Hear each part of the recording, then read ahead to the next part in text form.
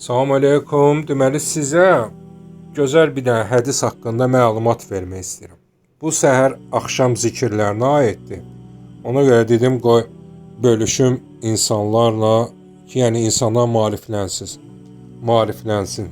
Deməli peyğəmbərimiz sallallahu əleyhi və səlləm belə buyurur. Deyir ki, deməli kim səhər və axşam 10 dəfə deyərsə Allahumma salli və sallim alə Nəbiyinə Muhammed, yəni Allahın Rəsuluna salavat gətirərsə, Peyğəmbər sallallahu əleyhi və səlləm deyir ki, mən qiyamət günü ona şəfaətimi verərəm.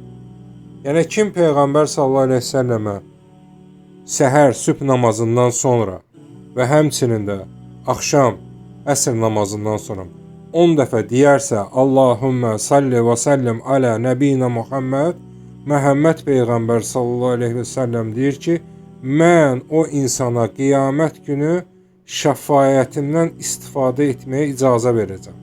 Bu qədər.